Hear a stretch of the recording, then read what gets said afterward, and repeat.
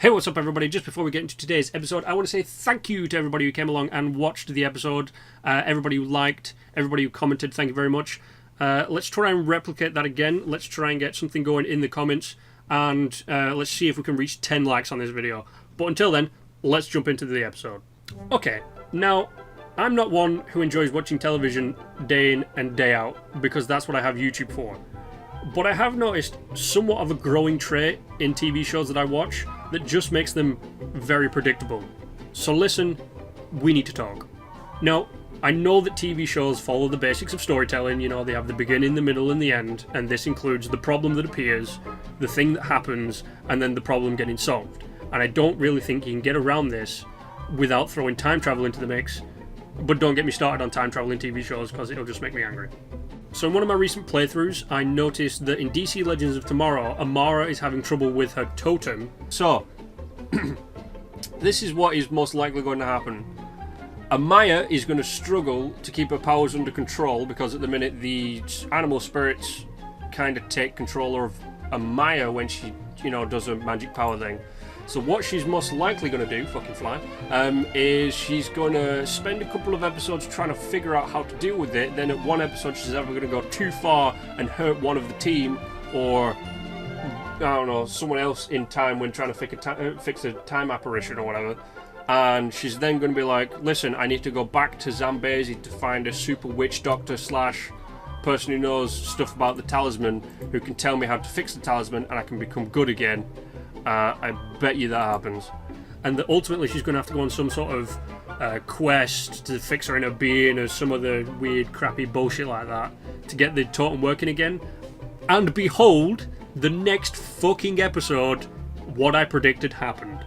Turns out there's a route from your region of Zambezi that's known for its spiritual healing properties. The Laoga route. That's the one.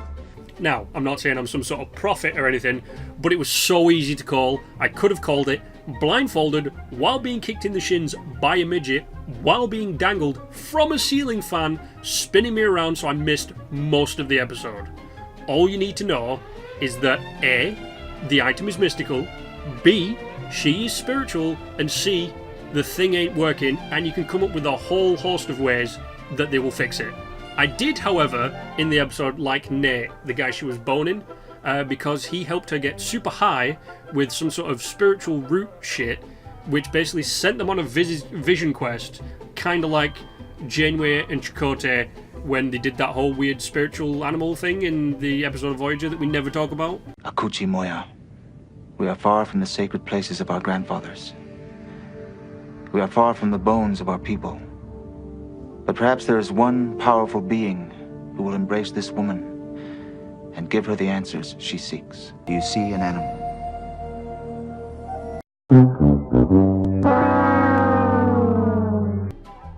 One thing I do like about TV shows these days is that they try to throw in that little bit at the end of the show that helps set up other things that are going to happen in the universe, kind of like at the end of a Marvel movie.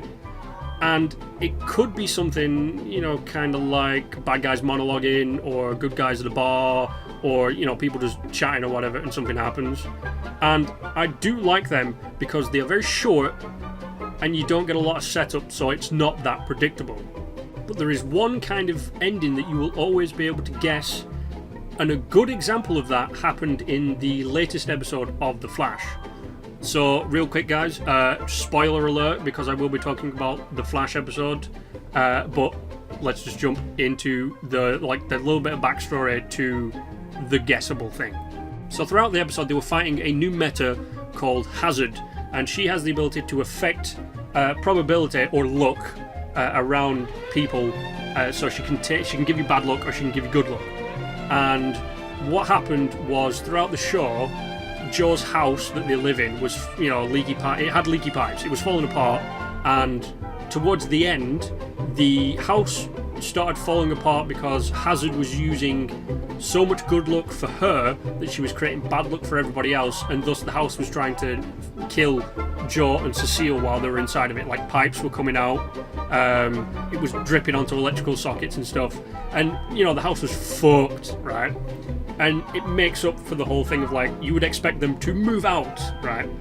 And the end credit bit was Joe comes home and Cecile is patching up the wall, and you were just like, okay, just come and get to the part where everybody is she's gonna say what she's gonna say, and I'm gonna give you guys 3 seconds to figure out what she said. Okay, so 1, 2, 3.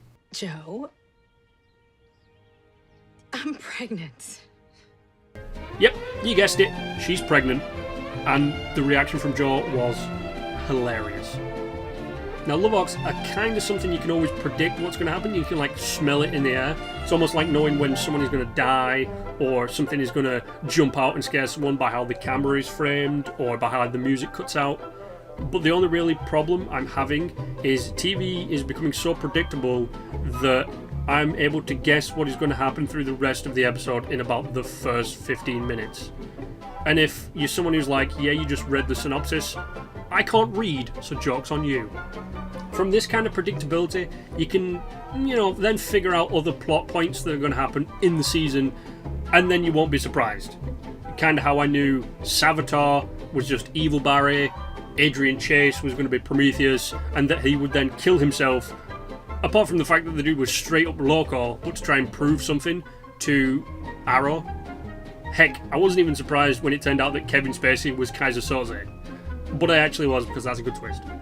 Now, you've probably noticed I only talk about superhero shows, and that's because the only other thing that I watch on TV really is NCIS, and those shows are so easy to follow, you could probably predict how many bullets they're going to fire. But that's due to the fact that it's, like a cop show and not a different... It's a different kind of show, basically. But yeah, predictability in TV is just something that it's on the rise. You can, seriously, watch 15 minutes into an episode, watch 10 minutes into an episode, pause the episode of whatever you're watching, guess what's going to happen in the episode from what you have figured out, and then if you successfully did it, congratulations. You have now just realised that I've ruined TV for you. You are welcome. Now, as always, if you think I am wrong, go ahead and put it in the comment section down below. And I also want to know if you've had any similar things happen to you, like if you've been watching a movie or a TV show and you've predicted what is going to go on in the rest of it. So go ahead, stick that in the comment section down below. But thanks for coming along today, guys. Just a short one, really, about how, TV is becoming predictable and stuff.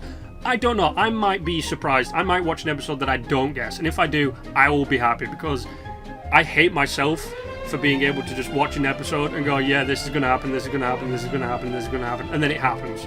Because I'm just like, there's no surprise in it anymore. But thanks for coming along today, guys. You know the drill. Like, share, subscribe. As always, I will see you in the next episode. Goodbye.